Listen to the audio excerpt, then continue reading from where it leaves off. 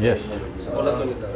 तुम्हाला जीवे मारण्याच्या धमक्या येत आहेत, काय सत्य आहे, काय सत्य? नाही, खरं तर अशा धमक्या प्रकार ह्या राजकारणात कंटिन्यू चालू असतात आणि मी ते मागच्या 20-30 वर्षांना अनुभव.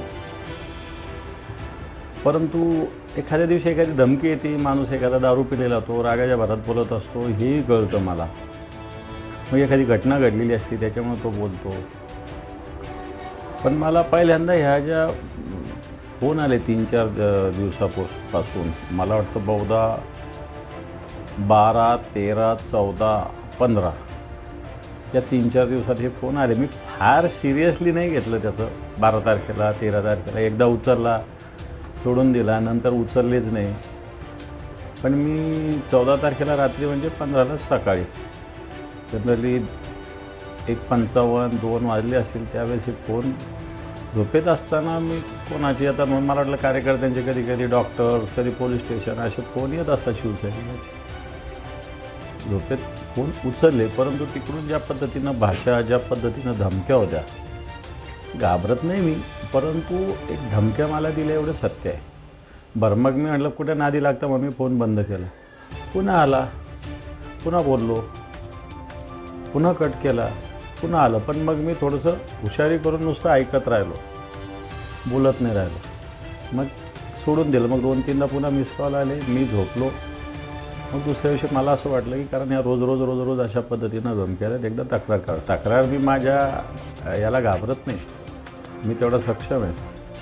पण मी बाहेर असतो, प्रवासाला असतो, दौरे असतात पक्षाचे, इकडं तिकडं फिरणं असतं. म्हणून मला थोडंसं वाटलं की पोलिसात तक्रार करावी.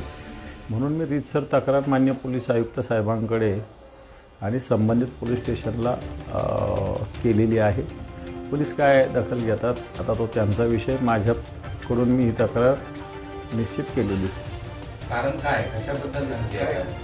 नाही, मी नाही का, काही निवडणुकीचं कारण? आता निवडणुका तर मी अनेक बघितलेल्या आहे ना. निवडणुका मला चांगलं आठवतो 1996-97 पासूनच्या सगळ्या निवडणुका.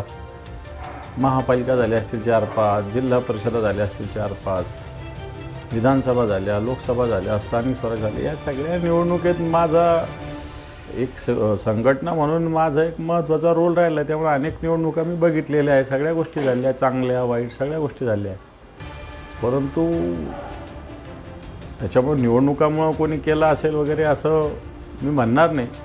परंतु निश्चित मी रीतसर फोन नंबरचे तक्रार पोलीस आयुक्तांकडे केली. धमकी देणारच म्हणणं काय होतं? काही कारण सांगितलं किंवा काय की फोन मागून टाकेल इथपर्यंत होतं तुम्हाला? कारण नाही, कारण आता पोलिसांनी तपासायचं आहे. त्यांनी काहीच सांगितलं.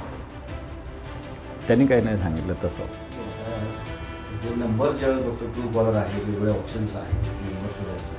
तुम्ही या दरम्यानच्या काळात नंबर शोधला असेल, कोण आहे काहीतरी तुमच्या प्राथमिक पातळीमध्ये? मी जनरली कॉल रेकॉर्डिंग करत नाही, कारण मला ते खरं तर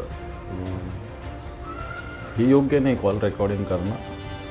आणि ट्रू कॉलरही माझ्याकडे नाही, कारण त्याच्यामुळे डाटा हे होऊ शकतो. म्हणून मी काही ट्रू कॉलर पण माझ्या मोबाईल ठेवलं नाही. पण मी रीतसर जो नंबर आहे त्याच्यात एकाच फोनवरून 2-3 जण आजूबाजूला बोलत होते, एवढं मी म्हटलेलं आहे. मला वाटतं पोलीस ज्यावेळेस तपास करतील त्यावेळेस मी सांगेल या सगळ्या गोष्टी. निश्चित असं असतं, एखादी धमकी आली, धमकी देत असतं तर काहीतरी त्याला कारण मागच्या काही दिवसांपासूनची पार्श्वभूमी असते आणि अंदाज असतो किंवा यांनी मला धमकी दिली असेल किंवा या उद्देशानं धमकी दिली असेल. तसं काही आहे का? कुणाचा विषय काही आहे का? संशय काही आहे का? नाही, आता जो नंबर जिथला येईल, ज्या भागातला येईल, कोणत्या कार्यकर्त्याला, त्याच्यावर तो कळल संदर्भ. आत्ता तर मी संदर्भ नाही सांगू शकत.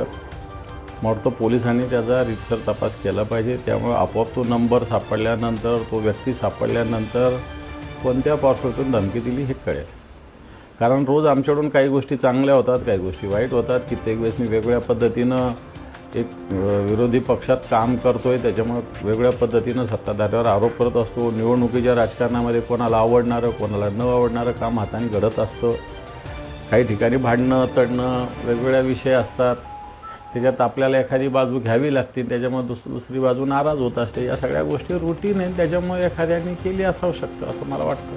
तुम्ही दौरे करता, अशा परिस्थितीमध्ये सुरक्षा हवी आहे का? मग तसं काही पोलीस आयुक्तांना तुम्ही सांगितलं आहे का चोरी किंवा आणि काय? हे बघ, माझ्याबरोबर तर शिवसैनिक असतात. माझ्या सुरक्षिततेची मला चिंता नाही. एक दिवस तर जायचंच आहे आपल्याला कोणालाही, त्याच्यामुळे त्याची चिंता मी करत नाही. फक्त मग आमच्या घरी मोठं कुटुंब आहे, आई, लहान मुलं वगैरे असतात, एवढीच एक चिंता. बाकी मला माझ्या जीवाची चिंता नाही. मी सैनिक आहे बाळासाहेबाचा, लढणारा आणि अशा धमक्याला कोण घाबरतो. तरी पण तुम्ही पोलीस आयुक्तांना काय सांगणार किंवा नुसतं तपास करायपर्यंत की का कुटुंबाच्या सुरक्षेसंदर्भात, तुमच्या सुरक्षेसंदर्भात काहीतरी पाऊल टाकावं? मला असं वाटतं सुरक्षितता वगैरे याविषयी मी काही पोलीस आयुक्तांना बोललेलो नाही. मी ते डीजींना बोलेल. पोलीस आयुक्तांना मी काही याविषयी बोललो नाही. पोलीस आयुक्तांनी फक्त दिलेल्या तक्रारीचा योग्य तपास करावा, एवढीच माझी पोलीस आयुक्तांकडून अपेक्षा आहे. बारामतीमध्ये पोटनिवडणूक जाहीर झाली आणि ती विरोध व्हावी अशा पद्धतीचं पण एक म्हणणं आहे. आणि आता त्या निवडणुकीमध्ये धनगर समाज आपला उमेदवार उभं करणार आहे. पुण्यश्लोक अहिल्यादेवी शासकीय वैद्यकीय